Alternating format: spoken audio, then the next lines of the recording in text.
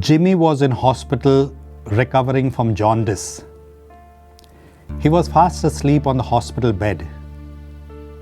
At midnight, a devoted nurse shook him awake from his deep sleep. Jimmy was annoyed and wanted to know why, at that odd hour, he was disturbed from his sleep.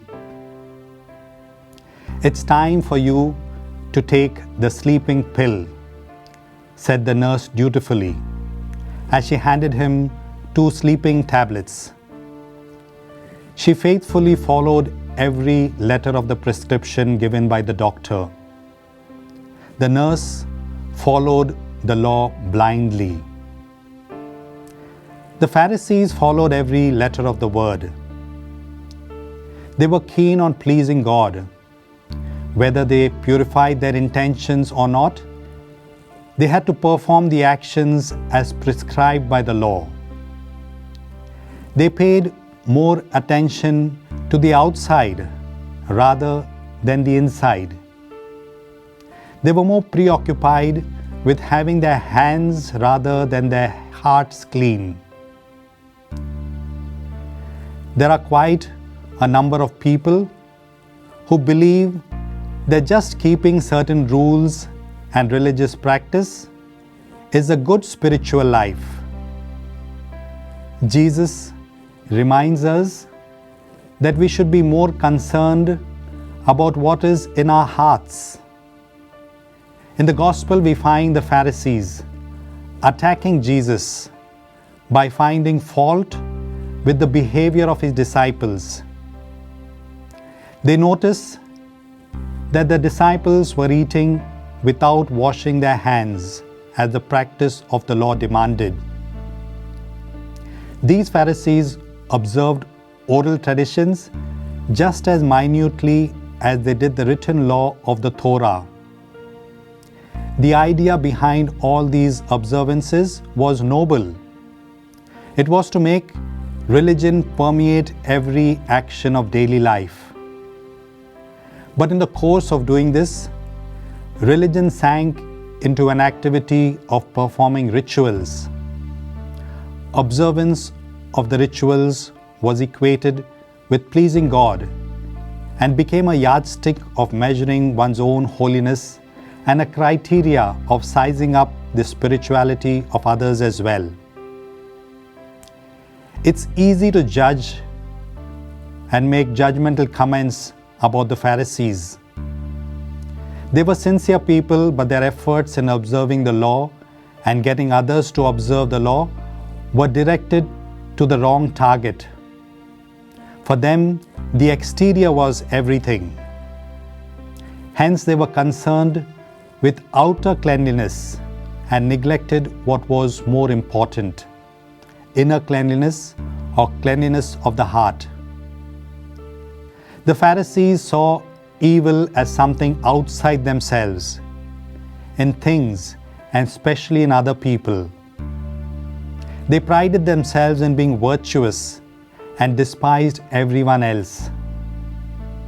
Since evil was outside themselves, they kept their distance from other people, especially those whom they considered impure. When this was not possible, they purified themselves by ritual cleaning. The externals were the most important and all that mattered to the Pharisees. God was out of the picture, and the observances became an end in themselves. Rightly, what Isaiah said in 29:13 and Ezekiel said in 33:31 is repeated by Jesus in Matthew 15:8. "This people honors me with their lips, but their heart is far from me." There is a popular story of 2 monks who were on their way to the monastery. They arrived at a river and had to cross it. There was no boat in view. It was late evening and getting dark. As the monks were getting into the waters, a young woman begged of them to help her to cross the river. They both looked puzzled. because their rules did not allow them to touch a woman. After a moment of hesitation, the young monk lifted the woman on his shoulder and waded through the waters. He put her down on the other side of the river.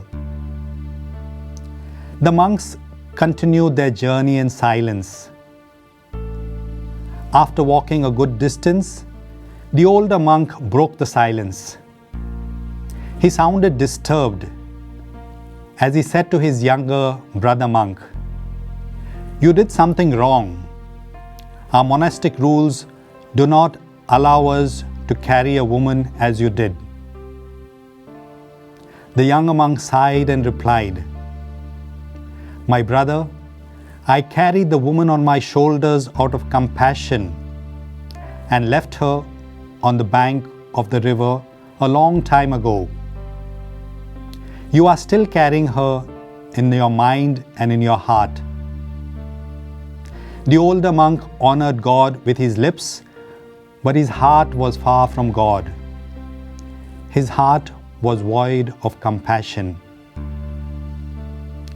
Jesus indicated that the source of all evil, like all good, is within us. Good and evil have their roots in our heart. The seeds are within us, and it is the things within us that makes us pure or impure, clean or unclean in the eyes of God. We can make religion a ritual affair and be complacent in fulfilling external practices, while our heart is far from God. We can honor God with our lips, but our hearts can be far from God. We all need rules and regulations, laws and traditions in our lives. Imagine driving on a road without any traffic rules, or playing a game of football without any rules.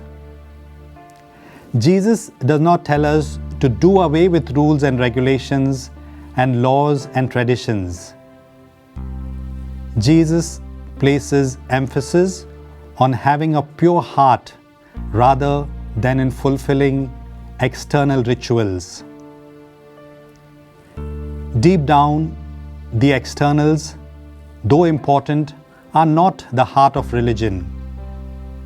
We have met many people who recite prayers and regularly visit places of worship, but do not spare a thought for others.